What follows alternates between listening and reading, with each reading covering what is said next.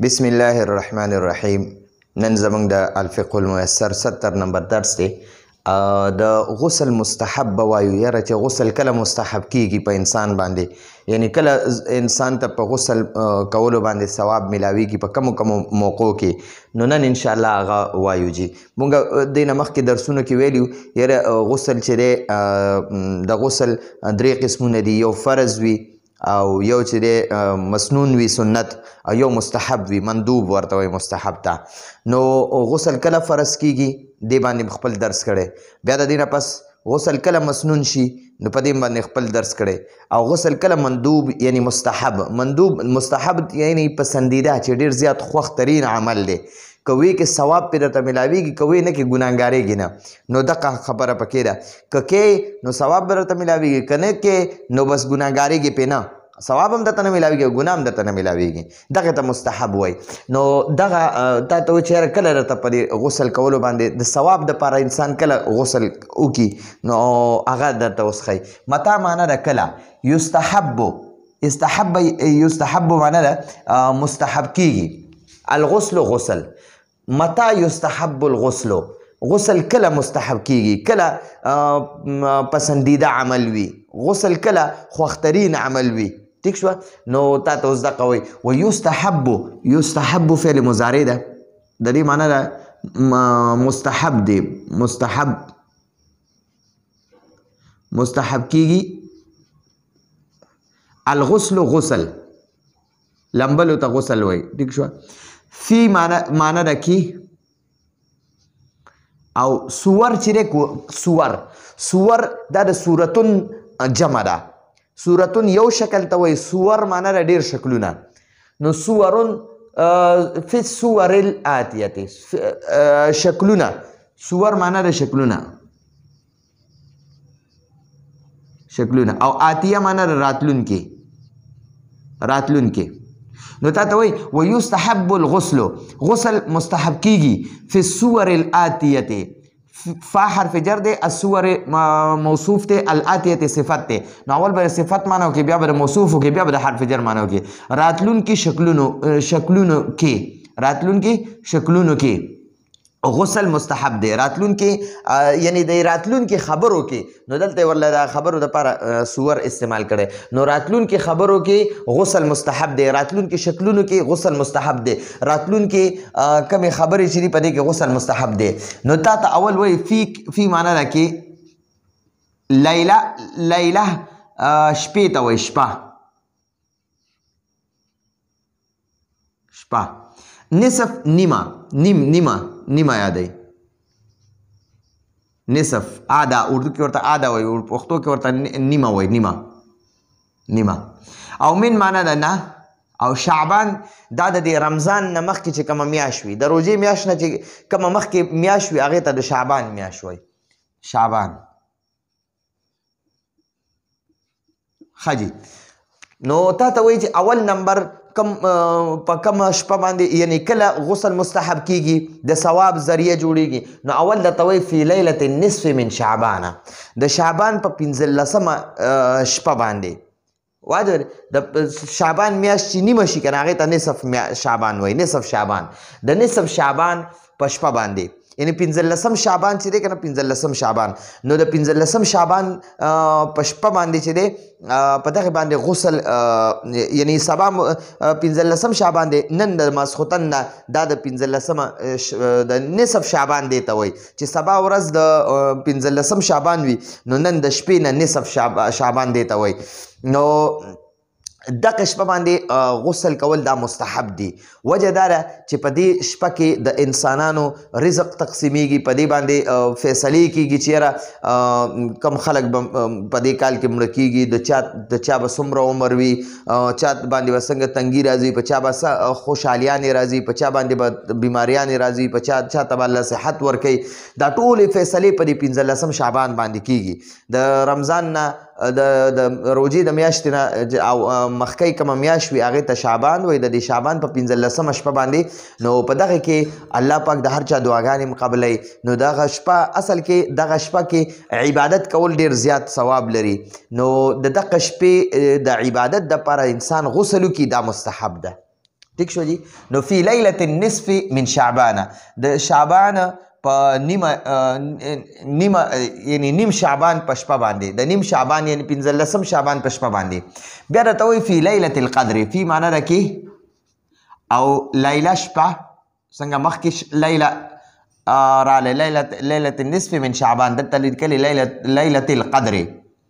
دا فی حرف جر دی لیله مضاف دی القدر مضاف الیه دی لیلی له دا کسره چې ده کنه دا د فی حرف جر د وجې میلاو شوی دا مضاف دی او القدر چې دی دا مضاف الیه دی نو د مضاف الیه ته د مضاف د وجې دا کسره میلاویږي په مضاف الیه همیشه کسره وي زیر وي پې ټیک شوه نو دا زیر چې دی دا د مضاف د وجې په دې مضاف الیه باندې وي او په دې مضاف باندې دا زیر د دې فی حرف جر د وجې نه دی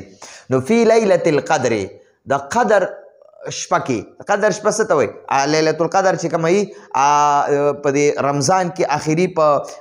آخري 10 ورځو کې چې کوم خلک اعتکاف کوي نو په هغې کې یو شپه راځي لیلة القدر هغې ته وایي نو هغه لیلة القدر کې چې دی هغې کې عبادت دپاره خلک یعنی غسل کول مستحب دي پکار دي چې انسان ولا دغه لیلة القدر لا دغه وکړي د دغه عبادت دپاره انسان غسل وکړي نو د دغې خو څه پته نه لګي ځکه په 21 حدیث کې راځي نبی علیه السلام فرمایي په 21 دېرشتمه 15 28 یو کم 13 په دې 15 شپو کې په دې طاق شپو کې تلاش کوئ نو پکار ده چې هر طاق شپه کې انسان دغه وکړي غسل وکړي بهتره خبره ده او هر طاق شپې کې دغه هم پکار دی عبادت پکار دی چې پته نه لګي کومه یوه شپه ده نو بعض خلک وایي چې یاره 15 شپه ده بعض وایي نه 23 ده بعض وایي چې 29 ده نو په 29 شپه باندې قرآن نزول هم شروع شوی د روژې په 29 شپه باندې نو بهتر خبره ده انسان چې دی لیلة القدر باندې د عبادت دپاره غسل وکړي دا مستحب دی ښه دلته کې بیا وایي لصلاة الکسوف والخسوف لام جاره معنا ده د پاره الصلات مونځ ته وایي مونځ ته او کسوف چې کله نور تندر ونیسي که نه نو د هغې دپاره بیا انسان یو 2 رکعته نفل کوي هغې نفلو ته د کسوف مونځ وایي چې تندر نه د نور چې دی دا د دې تندر نه دغه نه راخلاص شي هغه خلک وایي هلکه دا نور چې دی تندر نیولې څوک وایي دا سپوږمۍ تندر نیولې ده نو د نور تندر نیولو دپاره چې کوم مونځ کوي هغې ته د کسوف مونځ وایي او د سپوږمۍ چې کله د شپې تندر ونیسي نو د هغې دپاره چې څوک 2 رکعته نفل کوي هغې ته د خسوف مونځ وایي ټیک شوه نو کسوف د نور تندر نیولو مونځ او خسوف دغه د سپوږمۍ تندر نیولو ته وایي نو صلات مونځ ته وایي الکسوف د کسوف د نور تندر نیولو نمر تندر نیولو مونځ ټیک شوه واو معنا ده او خسوف د سپوږمۍ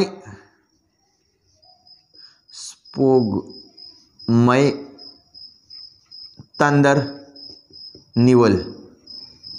هغې ته خسوف وای کسوف نمر نور چې دی هغه تندر نیولو ته وای او د سپوږمۍ تندر نیولو ته خسوف وای نو وای لصلاة الکسوف د کسوف مونځ کولو دپاره غسل مستحب دی او د خسوف مونځ کولی یعنی چې نور تندر نیولي او هغې دپاره ته کوم مونځ کې نو هغې دپاره د هغې مونځ دپاره غسل مستحب دی او د خسوف چې سپوږمۍ تندر ونیسي او د هغې دپاره کوم مونځ کې 2 رکعته نفل کې چې الله پاک دا سپوږمۍ د دې تندر نه خلاصه کړي نو هغه مونځ ته د خسوف مونځ وایي چې سپوږمۍ تندر نیولي او د هغې دپاره انسان کوم 2 رکعته نفل کوي نو هغې ته د خسوف مونځ وایي نو د کسوف مونځ دپاره هم غسل کول مستحب دي او د خسوف مونځ دپاره مستحب دي مخکې اوس وایي لصلاة الاستسقاء لام جاره معنا ده دپاره صلات همدغه شان مونځ ته وایي مونځ او استسقا د خشکسالۍ د قادسالۍ چې کوم یعنی خشکسالي راغلي بارانونه نه کیږي او دا ونې بوټي موچي شي دا فصلونه هم اوچ شي او ګرمي هم ډېره زیاته وي نو خلک 2 رکعته نفل کوي چې یاره الله پاک را باندې د رحمت باران راووری چې زموږ دا فصلونه وشي زموږ دا خشکسالي ختمه شي زموږ دغه ختم شي دا زمونږ دا ګرمي ختمه شي نو دې دپاره چې کوم مونځ کوي نو هغې ته استسقا وایي ټیک شوه د باران د طلب کولو دپاره چې کوم مونځ کېږي هغې ته استسقا وایي د باران د غوښتلو دپاره د باران د غوښتلو دپاره چې کوم مونځ کېږي هغې ته استسقا وایي ټیک شوه نو تا ته وایي لصلات استسقاء د استسقا مونځ دپاره استسقا مونځ خو وپېژنده که نه استسقا وایي د باران طلب کولو دپاره چې کوم مونځ کېږي هغې ته استسقا وایي او د نور تندر نیولو هغې ته کسوف وایي او سپوږمۍ تندر نیولو والا مونځ ته خسوف وایي د نور تندر نیولو والا مونځ ته کسوف وایي او د سپوږمۍ تندر نیولو والا مونځ ته خسوف وایي او د باران طلب کولو دپاره د باران غوښتلو دپاره مونځ ته استسقا وایي ٹھیک شو د باران طلب کولو مونځ د باران طلب کولو ٹھیک شو جی د باران طلب کولو مونځ ته دغه وایي استسقا وایي عند فزعين عند معنی ده په وخت فزعين د یره د یرې انسان باندې یره راشي یره فزعين یرې ته وایي یره لکه د دشمن یره په انسان باندې راشي د مرض یره په انسان باندې راشي داسې د یو آفت راتلو یره په انسان باندې راشي او ټول ګبراهټ یریږي داسې رپیږي داسې د یرې نه نو هغه وخت کې غسل مستحب دی یعنی د انسان باندې چې کله د دشمن یره وي یا د یو مرض د راتلو یره وي یا د یو آفت راتلو یره وي په انسان باندې نو دله پکار دی چې دا غسل وکړي په غسل حالت کې دله اوسېدل پکاري نو مستحب دغه وخت کې د یرې په وخت کې مونځ کول د یرې په وخت کې غسل کول دا مستحب دی د یرې په وخت کې غسل مستحب دی ٹھیک شو عند ظلمتن عند معنی ده په وخت ظلمه تیارې ته وایي تیاره یعنی اکدم په ورځ د ورځې اکدم طوفان راشي او تکه توره تیاره شي یا دغه شان نور څه حالات راشي او تکه توره تیاره شي نو دغه وخت کې چې د ورځې دا تیاره راشي که نه نو انسان له پکار دی چې دغه وخت کې غسل وکړي دا غسل مستحب دی په دې ورته ثواب میلاویږي ٹھیک شو جی بیا دلته وایي عند ریح شدیدة عند معنی ده په وخت ریح هوا ته وایي طوفان ته وایي اردو کې ورته آندی وایي نو هوا نو دا هوا مؤنث ته که نه دا موصوف دی نو د دپاره دا مؤنث سماعي ده د هوا نومونه څومره چې دي په قرآن احادیث فقه کې نو هغه ټول مؤنث سماعي دي ټیک شو عرب ماهرین هغې ته مؤنث وایي نو ګوره اوس ریحن کې د مؤنث علامات نشته خو بیا هم دی ته مؤنث وایي او ته به څنګه پېژنې چې دا موصوف دی که نه دا ریح نو دې لپاره دا صفت چې دی که نه دی ولا مؤنث راوړی شدیدتن ټیک شو جي نو عند ریح شدیدتن عند معنی په وخت ریح شدیدتن شدیده سخت ته وایي سخته هوا سخته شدیده معنی ده سخته ٹھیک شو جی نو سخت هوا په وخت باندې سخت هوا راشي طوفان راشي او دا بوټي راماتي او دا کورونو نه چتونه الوزي او دا بوډونه هر څه راغورځي نو دغه حالاتو کې غسل کول پکاري ځکه چې بعض قومونه الله پاک د دې هوا د وجې هلاک کړي دي نو دغه وخت کې هیڅ پته نه لګي الله پاک په داسې یو ګناه کې انسان ګیر کړي چې د هغې د وجې نه په دې انسان باندې دا طوفان راغلی او دا انسان ته څه نقصان ورسي دا ډېر خلکو کورونه پکې راپرېوځي د بجلۍ ستنې پکې راپرېوځي خلک په سفر روانې ګاډي ووړي دغه شان ډېر نقصانات پکې کېږي نو دغه هوا سختې هوا په وخت کې انسان له پکار دی چې غسل وکړي دا مستحب دی عند لبس ثوب جدید عند معنی ده په وخت وګوره د ټولو عند په وخت ورته ذکري کومه بار چې دا معنی پخه شي یاد شي لبس معنی ده اغوستل ٹھیک شو اردو کې ورته پهننا وایي مونږ ورته وایي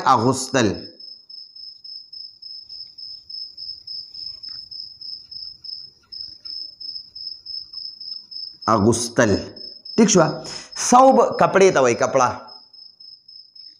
کپڑے جامې او جدید نوی نو د نوی جامو اغوستلو په وخت غسل مستحب دی. انسان نوې جامې وګنډلې په اول ځل یې اچوي، په اول ځل دا جامې اچوي نوې جوړه واغېسته یا یې تیاره واغېسته بازار نه یا یې په درزي باندې ټیلر باندې وګنډلې او د هغې نه پسې بیا اچوي نو د هغه نوې جامې اچولو نه په اول ځل چې نوې جامې اچوي نو د هغې نه مخکې غسل دا مستحب دی، د ثواب ذریعه ده جي. نو عند دا مضاف دی او لبسن دا مضاف الیه دی. عند لبسن دا غختلو په وخت، صوب موصوف ته جدید صفت ته، یعنی نو اول به ته د صفت معنی وکړي بیا به د موصوف معنی کې. ٹھیک شو؟ څنګه چې اول مونږ د مضاف الیه معنی کوو بیا وروسته د مضاف معنی کوو، دغه شانتې به اول د صفت معنی کې وروسته به د موصوف معنی کې. نو دا صوب موصوف دی او دا جدید دا صفت دی. جدید معنی د نوی. ٹھیک شو؟ نوی. او صوب کپڑے ته وایي. نو نوی جامې اغوستلو په وخت، د نوې جامو اغوستو په وخت کپړې ورته څوک وایي، جامې ورته څوک وایي. ټیک شوه؟ نو د نوې جامو اغوستو په وخت غسل دا مستحب دی. نهم نمبر للذي، لام جاره معنی د دپاره، الذي معنی د کم چې کم کس چې تابه معنی د توبه وکړي، توبه وکړه د ګناهونو نه توبه وکړه دا تابه فعل ماضی ده او واحد مذکر صیغه ده نو ځکه ما دې ته ووي توبه وکړه دا ماضی ده کړه. من معنی ده نه او ذنب معنی ده ګناه. نو دلته کې وایي للذي د هغه کس دپاره غسل مستحب دی که مذکر وي که مؤنث وي که سړی وي که ښځه وي. تابه چې توبه یې وکړه من ذنب د ګناهونو نه. کوم انسان چې د ګناهونو نه توبه وکړه دا په ده باندې د الله ډېر لوی نعمت دی چې الله پاک ورله د توبې توفیق ورکو. بعض خلک داسې وي ګناهونه وکړي او الله ته د توبې هغه توفیق سلب کړي واخلي ته الله د توبې توفیق ورنه کړي نو هغه ګناهونو حالت کې د دنیا نه لاړ شي نو بیا سخت عذابونه الله ورکوي. نو چې یو انسان له الله پاک دا نعمت ور نصیب کړي چې د ګناهونه یې کړي دي، نافرمانیانې ترې شوي دي، غلطیانې ترې شوي دي، په هغې په خپل ژوند کې الله پاک ته توبه وکړي نو چې کله د توبه وکړه الله ټول ګناهونه معاف کړي. نو اوس دله پکار دي چې د ثواب په نیت باندې غسل وکړي. ټیک شو؟ لازم نه دي خو د ثواب په نیت غسل مستحب هغې ته وایي چې د ثواب نیت ثواب پې ورکوي انسان له. خلیل الذي لام جاره معنی ده دپاره او الذي معنی ده کم کس چې یا کم چې. قدیمه معنی ده رالی. قدیمه یقدمو سمع یسمع باب نه دی او دا فعل ماضی ده واحد مذکر صیغه ده. قدیمو خدا قدیمه و اوله صیغه ده. نو قدیمه معنی ده راغې، اردو کې وایي آنا، نو مونږ پښتو کې ورته وایو راغلې یا راغې څنګه څوک وایي. من معنی ده نه او سفر ته وایي. انسان چرته لرې تللی او د لرې نه راشي یا چرته کوم چې لاړ شي سړی په موټر سایکل لاړ شي، په ګاډي کې لاړ شي، د خپل ګاډي کې لاړ شي، سورلو ګاډي کې چرته لرې مزل نه راشي، مزل وکړي، لرې سفر وکړي. دا سفر نه چې راشي نو بیا دله پکار دی چې ثواب په نیت باندې دغه غسل وکړي. نو یو خو د غسل سره د ده هغه ستړیوالی هغه تکاوټ الله ختم کړي او ده ته پې ثواب هم میلاو شو. مستحب غسل دی. نو للذي د هغه چا لپاره قدیمه چې راغې من سفر د سفر نه. کم کس چې سفر نه راشي نو دله پکار دي چې غسل وکړي. نو یو خو هغه ستړیوالی ختم شي او بل چې دی ثواب هم ورته میلاو شو. للذي لام جاره معنی ده دپاره او الذي کم چې یریدو اراده وکړه. چا چې اراده وکړه خواهش ظاهر کو. دخول معنی ده داخل شو. اراده وکړه د داخلېدو. فی معنی ده کې او مدینه منوره، المدینة المنوره، مدینه منوره په سعودي کې چې کوم مدینه منوره ده د رسول پاک صلی الله علیه وسلم روزه مبارکه پکې ده نو هغې ته مدینه منوره وایي که نه جي. د دې مدینې منورې اولنی نوم چې و هغه یثرب و. بیا چې نبي علیه السلام مدینې منورې ته هجرت وکړو نو طیبه نوم یې ورله کېښودو. نو مدینة الطیبه هم ورته څوک وایي او څوک مدینة المنوره هم ورته وایي. نو صرف مدینه ویل نو دا لږ د احترام نه بهر خبره ده. نو ځکه د احترام دپاره او د محبت په نیت باندې دا منوره ورسره ویل دا ښه خبره ده.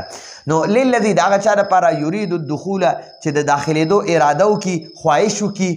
فی المدینة المنوره، مدینې منورې ته. چې یو انسان مدینې منورې ته د رسول الله صلی الله علیه وسلم خاریې ته، او چېرته چې د رسول الله صلی الله علیه وسلم روزه مبارکه ده، دغه خاریې ته ته ور داخلېږي او خلک دغه ته په څه نیت ځي چې موږ د رسول پاک صلی الله علیه وسلم زیارت وکړو د روزې مبارکې. او نو چې ته د روزې مبارکې زیارت لځې نو پکار ده چې ته غسل وکړې. نو څوک هم چې د مکې مکرمې نه یا د بل ملکونو نه راشي او مدینې منورې خاریې ته داخل شي نو پکار دی چې دا د ثواب په نیت باندې غسل وکړي، دا مستحب دی. نو للذي په هغه چا باندې یا د هغه چا دپاره یرید الدخول چې د داخلېدو اراده وکړي، د داخلېدو خواهش وکړي، اراده وکړي. یریدو معنی ده اراده وکړه کوي، اراده کوي، او یا چې دی دغه دی خواهش کوي، خواهش لري. دخول داخلېدو ته وایي. فی المدینة المنوره، مدینه منوره کې،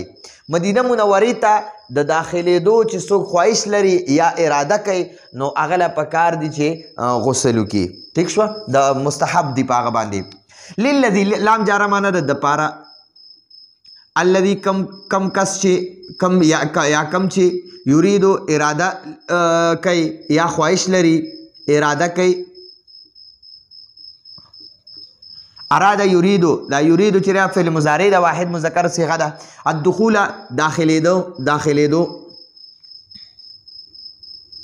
داخلېدو فی معنی ده کې، او مکه دا مکه مکرمه یادوي. مکة المشرفه، مکة المشرفه معنی ده مکه مکرمه یا مکه معظمه، مکه مکرمه. ٹھیک شو جی. مشرفه یعنی شرافت والا، دغه والا، عزت والا، تعظیم والا. نو للذي په هغه چا باندې غسل مستحب دی، د هغه چا دپاره غسل مستحب دی یرید الدخول چې د داخلېدو خواهش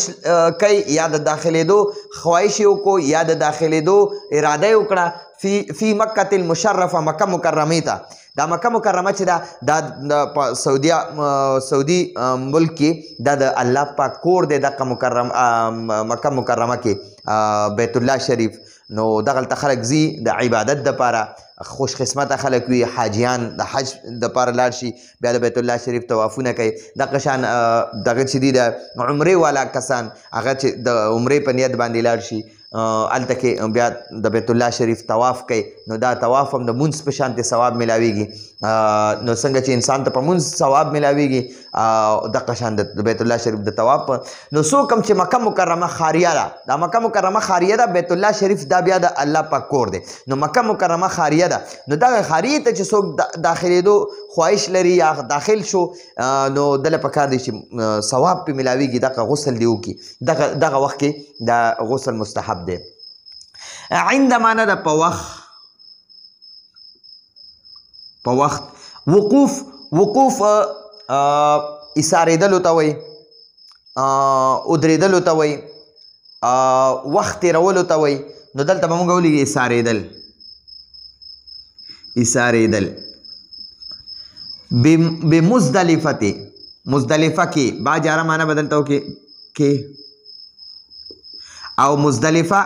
دا د میدان عرفات او د مینا په منځ کې، دا مینا سره چې کومه وادي محصر ده چرته چې د ابرهه او دغه قوم الله تباه کړی، دا د مینا میدان سره نږدې دی. نو مینا او د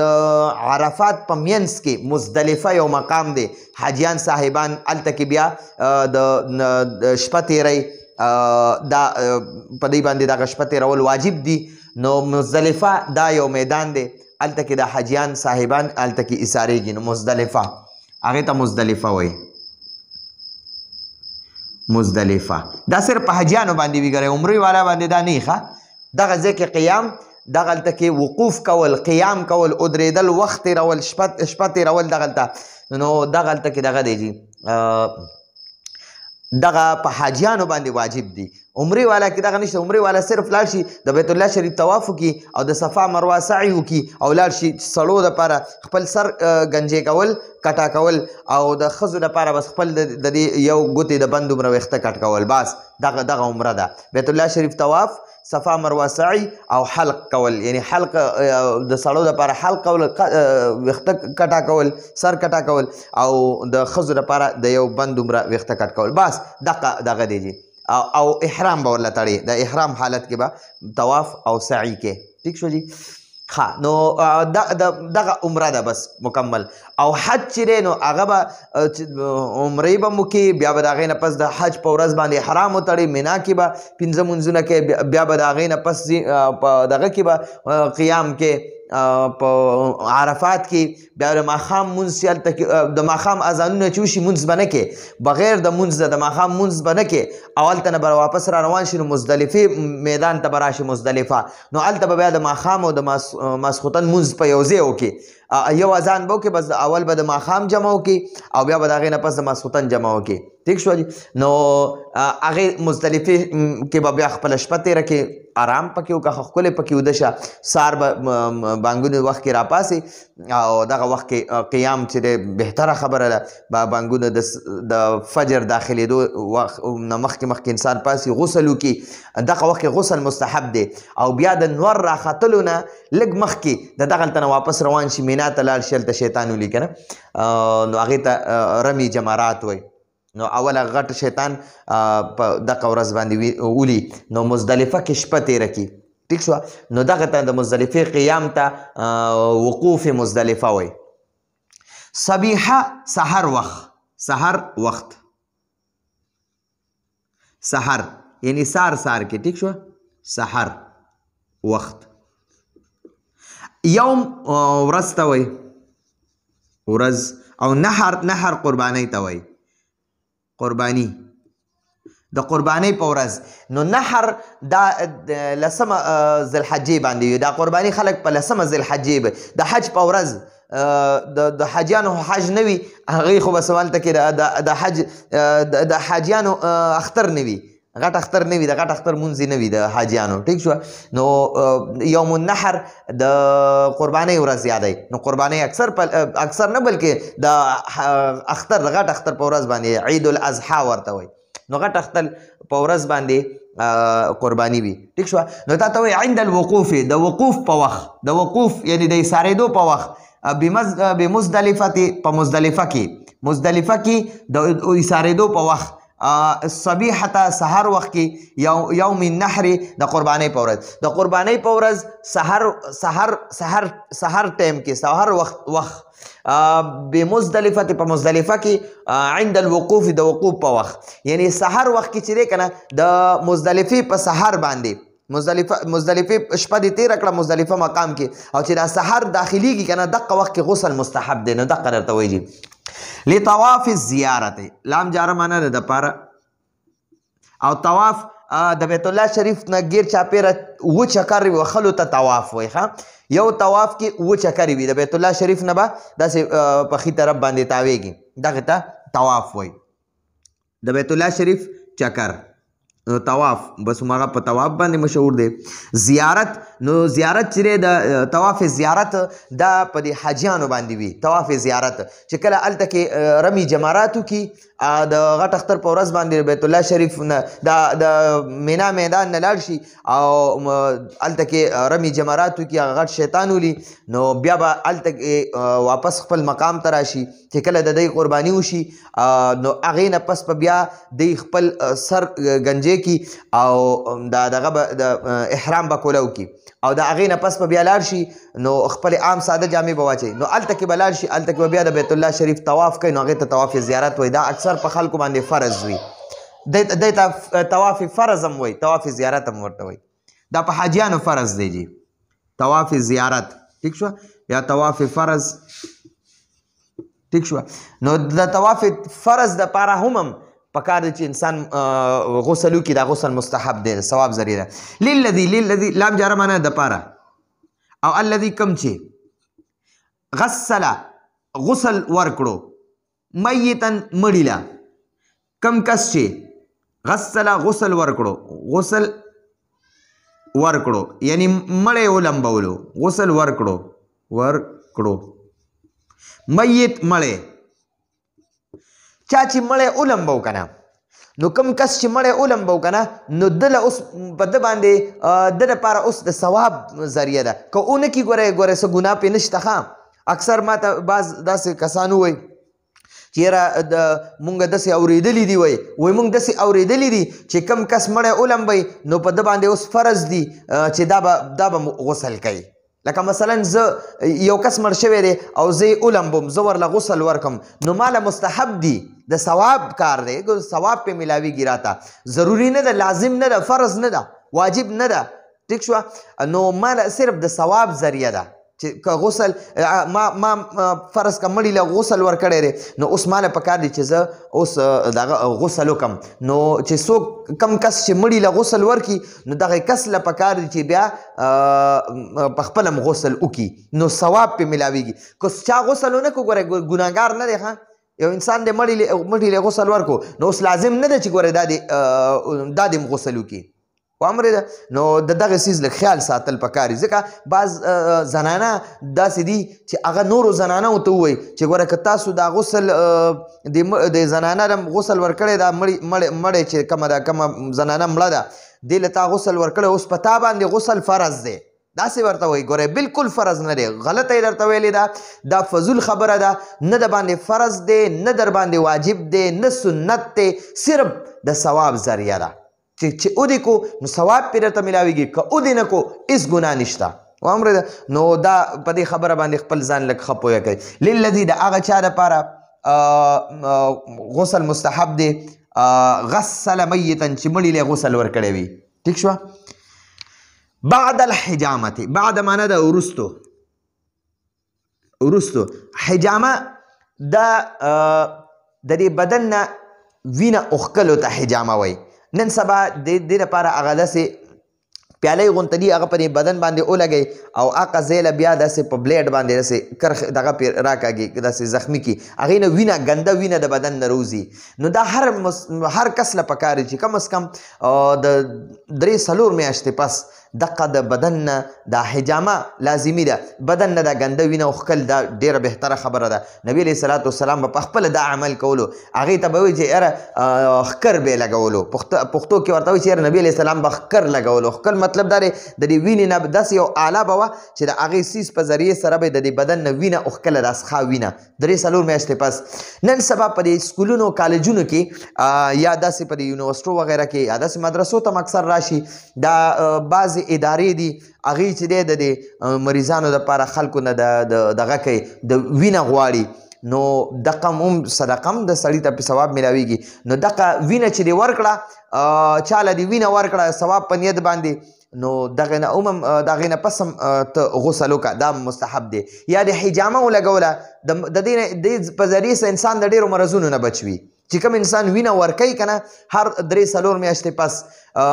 نو بیا دغه انسان چې دی د هر قسم مرضونو نه اکثر د ډېرو مرضونو نه بچ وي یا حجامه څوک لګوي نو دا انسان د ډېرو مرضونو نه بچ وي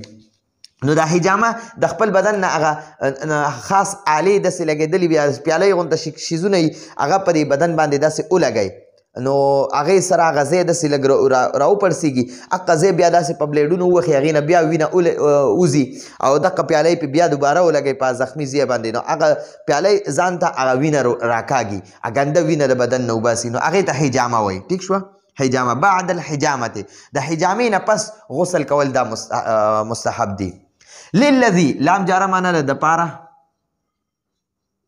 پاره الذي کم کس چې یا کم چې افاقه معنی ده افاقه معنی ده چې ښه شو افاقه ورته میلاو شوه ښه شو ټیک شوه نو افاقه معنی به دلته مونږ وکړو ښه شو من معنی ده نه او جنون لیونتوب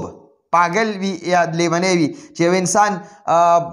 د خپل لیونتوب نه افاقه ورته میلاو شو یو انسان د خپل لیونتوب نه ښه شو ټیک شوه جنون لیونتوب ته وایي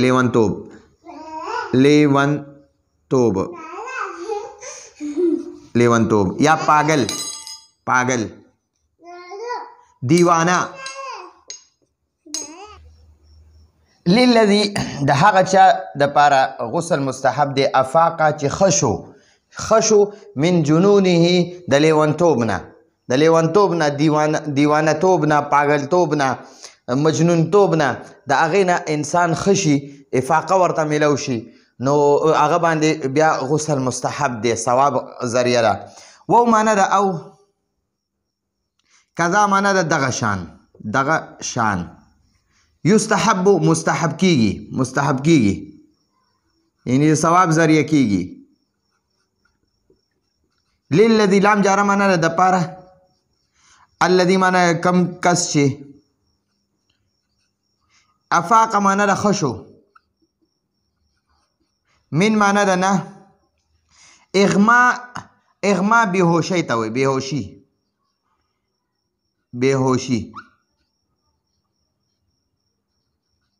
بیهوشی نه یعنی انسان بیهوشه دی او د هغه بیهوشۍ نه ښه شو نو د باندې مستحب دی غسل ټیک شو وکذا او دغه شان یستحب مستحب کیږي للذي د هغه چا دپاره افاقه چې افاقه ورته میلاو شوه ښه شو من اغمائه د خپل بیهوشۍ نه د بیهوشۍ نه یعنی د هغه د بیهوشۍ نه چې انسان ښه شي انسان بیهوشه شو چې په خپله د هغه بیهوشۍ نه ښه شي نو د لپاره بیا مستحب دي چې غسل وکړي ټیک شوه او معنی ده یا من معنی ده نه سکر یو انسان نشې ته سکر وایي ټیک شوه د نشې نه نشه ټیک شوه یو انسان د بیهوشۍ نه یا د نشې نه په هوش کې راشي ټیک شوه یا لیونتوب نه ښه شي نو د لپاره غسل مستحب دی یو انسان دی هغه مجنون دی دیوانه دی لیوانی دی پاگل دی او هغه اکدم ښه شي الله پاک یې ښه کړي نو دله پکار دی چې دا اوس غسل وکړي مستحب دی ثواب ذریعه ده که ونه کړي نو ضروري نه ده خو صرف د ثواب کار دی او دغه شان په هغه چا باندې غسل مستحب دی چې هغه بیهوشه یا د بیهوشۍ نه ښه شي او دغه شان چې کوم انسان په نشه کې وي د شرابو په نشه کې دی یا د چرسو بنګو وغیره په نشه کې دی یا نور داسې څه پوډر وغیره په نشه کې دی او د نشې نه په هوش کې راغی نو دغه کس باندې غسل مستحب دی للذي لام جاره معنی ده د پاره او الذي کم کس چې اسلم مسلمان شو یو کافر دی هغه مسلمان شو که ښځه ده که سړی دی وهو معنی ده او هو معنی ده هغه طاهر پاک وي پاک ګوره جی یو کس دی هغه مسلمان شو که ښځه ده که سړی دی او هغه مسلمان شو او هغه د مسلمانېدو نه مخکې غسل کړی دی غسل یې وکړو او پاک شو نو او بیا مسلمان شو یعنی خپل ځان د ګندګۍ نه پاک کو او بیا راغی چا ته کېناستو یو عالم ته کېناستو هغه په لاس باندې کلمه وویله مسلمان شو نو اوس دله پکار دی چې دا د ثواب کار دی چې دا اوس دوباره غسل وکړي ټیک شو جی یو کس دی د مسلمانېدو نه مخکې غسل یې وکړو پاک شو ځان پاک کو بیا راغی مسلمان شو چې اوس مسلمان شو نو اوس په ده باندې غسل مستحب دی د ثواب کار دی چې دا اوس دوباره غسل وکړي اما معنی ده بهر حال اذا معنی ده کله چې کان معنی ده وی الذي کم چې اسلم مسلمان شو کم کس چې مسلمان شو که ښځه وي که سړی وي جنوبن ناپاکه وي جنوب غسل په حالت کې وي جنوب یا ناپاکه یو انسان دی هغه که ښځه ده که سړی دی هغه د جنوب حالت کې دی یعنی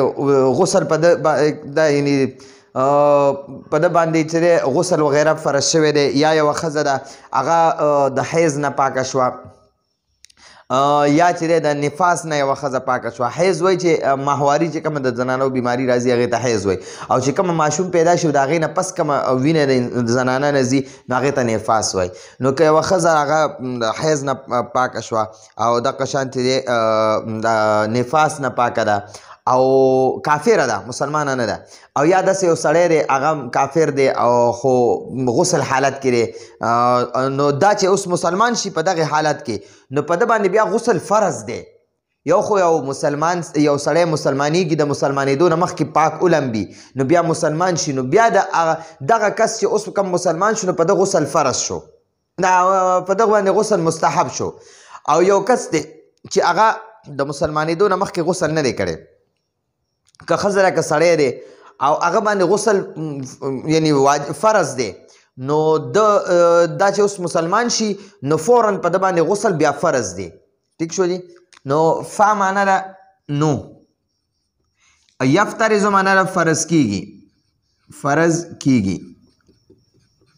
علا معنی ده باندې، او ها معنی ده هغه، او غسل لمبلو ته وایي، غسل ته وایي. ټیک شو جی. یو کس دی هغه د مسلمانېدو نه مخکې پاک ولمبل، بیا راغی مسلمان شو، پاک دی، بالکل پاک دی. ټیک شوه. نو چې اوس مسلمان شو نو په ده باندې غسل مستحب دی چې یا اوس دوباره وکړي نو ثواب پې ورته میلاویږي. او دغه شانتې یو کس دی هغه مسلمان شو خو د مسلمانېدو نه مخکې لمبلي نه دي او جنوب په حالت کې دی، که زنانه ده که نارینه دی، جنوب په حالت کې دی، غسل پې فرض دی خو د مسلمانېدو نه مخکې غسل نه دی کړی او غسل په ده باندې فرض شوی دی. د مسلمانېدو نه مخکې په ده باندې یعنې ده نه داسې همبستري کړې ده یا داسې په خوب کې ورله داسې ګندګي پې اوړېده، ګنده شوی دی. ټیک شوه. یا زنانه ده د هغې حیض یا نفاس وغیره ده، نو دغه حالت کې دا راشي مسلمان شي نو اوس چې دا څنګه مسلمان شو نو په ده باندې غسل اوس فرض شو. ټیک شوه. یو خو چې د مسلمانېدو نه مخکې ولمبي او بیا مسلمان شي نو بیا په ده غسل مستحب دی، او یو کس چې مسلمانېدو نه مخکې غسل نه کړی خو جنوب وي نو اوس چې کله دا مسلمان شو نو په ده باندې اوس غسل فرض شو چې دا به خپل پاک غسل وکړي، دا به دا غسل نه دغه شي. ټیک شو جي. نو ګوره للذي په هغه چا باندې د هغه چا دپاره غسل مستحب دی اسلمه چې مسلمان شو، وهو او هغه طاهر پاک وي یعنی جنوب نه وي نو په ده باندې اوس پاک دی خو په ده باندې غسل د دپاره غسل مستحب دی، د ثواب کار دی. که غسل ونه کړي نو څه ضروري نه ده ځکه چې د مسلمانېدو نه مخکې غسل کړی دی، پاک دی، او بیا غسل یې وکړو بیا مسلمان شو